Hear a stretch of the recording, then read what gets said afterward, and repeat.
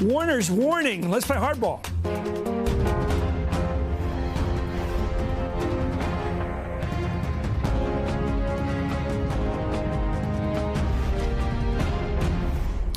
Good evening. I'm Chris Matthews in Washington. President Donald Trump has maintained that he's not considering firing Special Counsel Robert Mueller, whose investigation of potential collusion between the Trump campaign and the Kremlin could progress well into next year. However, Democrats are still bracing for the worst. In light of the recent wave of right-wing attacks on the special counsel's probe, Virginia's Senator Mark Warner, the ranking Democrat on the Senate Intelligence Committee, delivered an urgent message on the floor of the U.S. Senate late today. Firing Mr. Mueller or any other of the top brass involved in this investigation would not only call into question this administration's commitment to the truth, but also to our most basic concept, rule of law. It also has the potential to provoke a constitutional crisis. In the United States of America, no one is above the law, not even the president. I hope my concerns are unfounded. In many ways, I hoped I would never have to make this kind of speech, but there are troubling signs.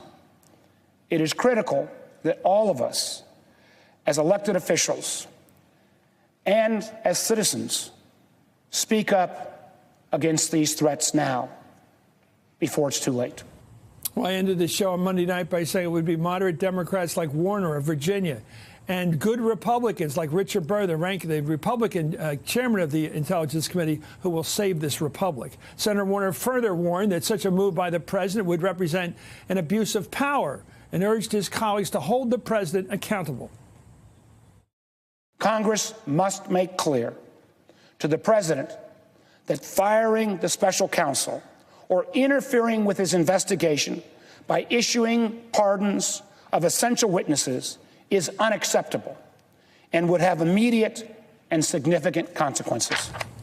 To fire Mueller, President Trump would not only need to remove the man overseeing the Russia probe, that's Deputy Attorney General Rod Rosenstein, but he would have to find someone in the chain of command at the Justice Department to carry out his firing order. I'm joined right now by NBC White House correspondent Hallie Jackson. Hallie, how is this going to sit with the White House, this direct warning from the top Democrat on intelligence, don't do this thing, don't fire Mueller?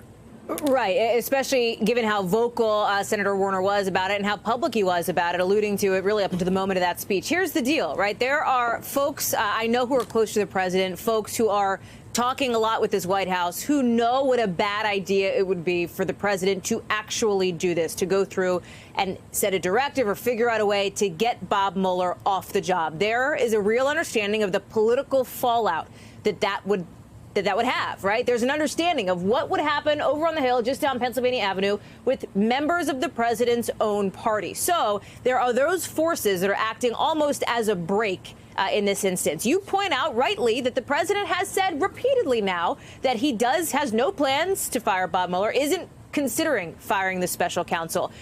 But as you know, this is also an unpredictable president who at times has done things that even his closest aides haven't wanted to see. So how will this warning from the senator sit with the White House? They're not going to love it, presumably. But I also think that because obviously he's a Democrat, there will be sort of them pointing to the partisanship that they might see at play here.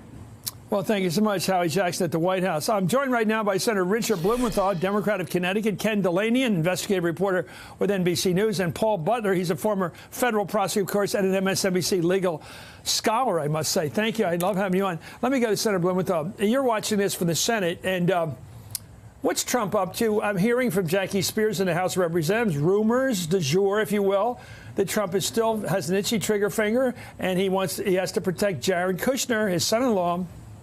There is a well-founded fear that the president could either fire the special counsel or indeed issue pardons. This very eloquent and powerful warning from Senator Warner, I hope, will lead to Republican colleagues saying the same kind of warning, because clearly that kind of rash, impulsive action from the President of the United States would trigger a firestorm. Would that begin what began with the Saturday Night Massacre back in '73? Would this lead to an impeachment move? It would lead to a constitutional conflagration, indeed a crisis that is looming right now. And let's be very clear, Chris. There's no question in the intelligence community that Vladimir Putin attacked our democracy so as to elect Donald Trump. The question for the special counsel has been, will there be sufficient evidence to take action against the president or others based on collusion? Without naming names, do you think the moderate, I shouldn't say moderate, that makes it sound like moderate's better than radical, but good Republican senators, do you think like people like Richard Burr, will they take action if he goes this way, if Trump tries to fire everybody prosecuting him? My colleagues on the Republican side tell me that they would simply not tolerate. It would be unacceptable for the president to fire the special counsel. But the president's proceeding on two tracks. One is to say, oh, well, I have no intention of firing Robert Mueller. But the other is to encourage his subservient chorus of defenders, principally in the House, to attack the special counsel and the FBI. After that song fest, I'll get to it, at the White House today, where they all it was like a druid ceremony for the winter solstice. It was the weirdest thing in the world. They're celebrating how they're stealing all the money from most regular people and giving it to their pals, and they're having this weird, everybody had a white shirt on today, I noticed. They were so up for this thing. Paul, I don't know about you, but I looked at the political behavior of those Republican senators, and I didn't see a lot of independence. I do believe that the best of them will, just like the senator said, the best of the Republicans, morally and patriotically, will stand against a firing of Mueller.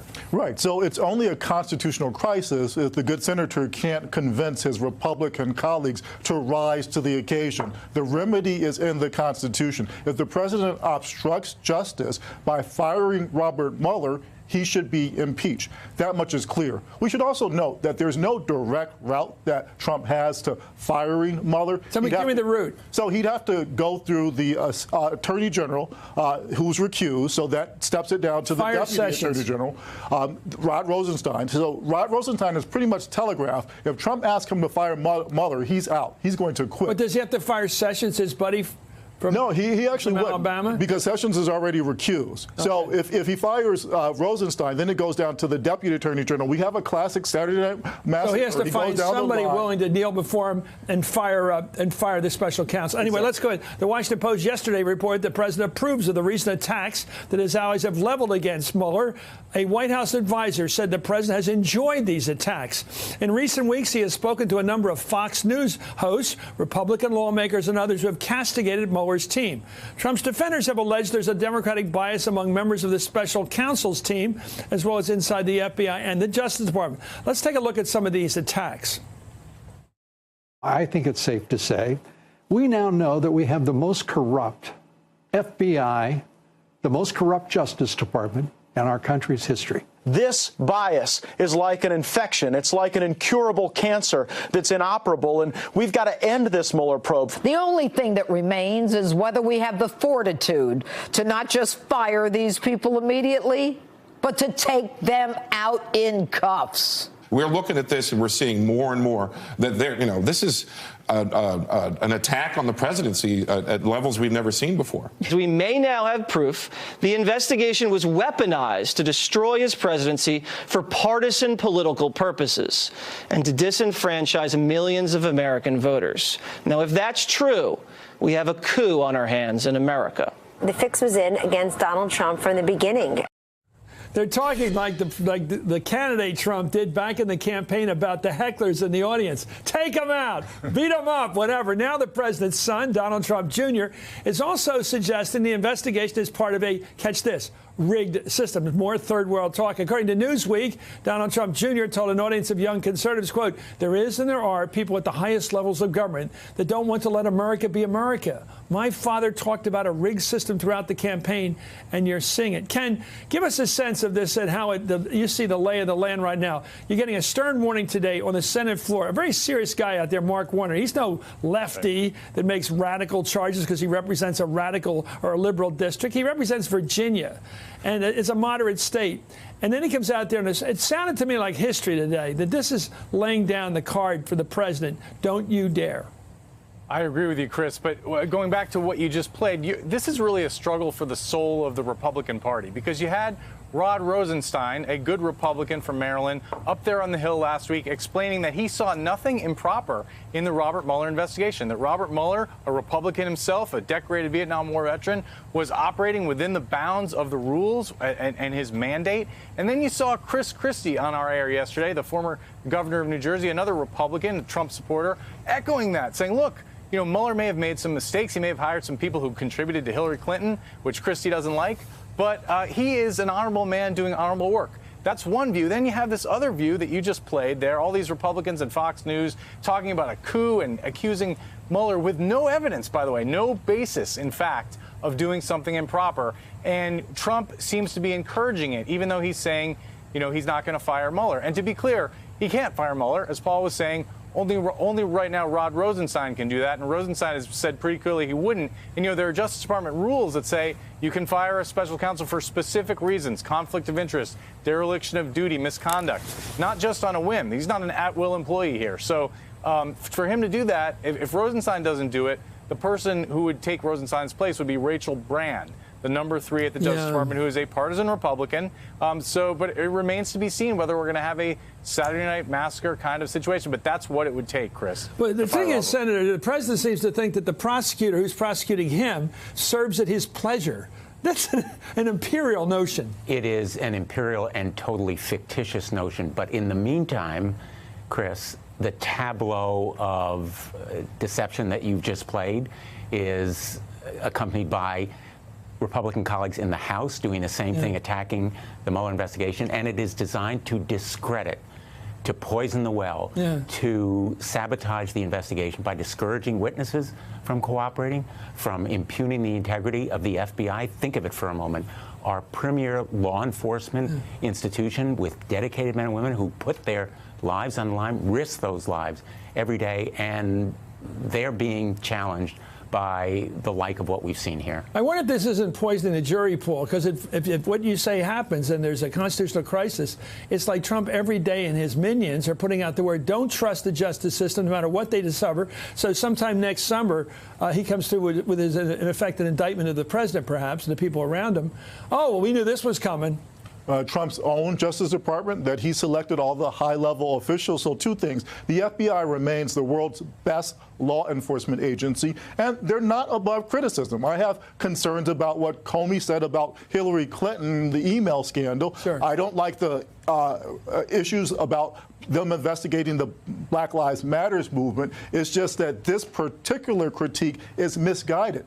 The FBI and the agents have done nothing wrong, including having political opinions and exchanging those messages. That's allowed under the rules. And the FBI brought down Richard Nixon eventually. And there's no evidence whatsoever that any of the views of FBI agents or any of these vague allegations have had any impact on the special counsel investigation. Well, if you don't have the facts, you don't have the law, you pound the table. I heard that the other day. I like that. Anyway, Senator Richard Blumenthal, Connecticut, Ken Delaney, always, sir, it's great to have you in our team. In fact, front line, first team, in fact. Paul Butler, it's great having you here in the table.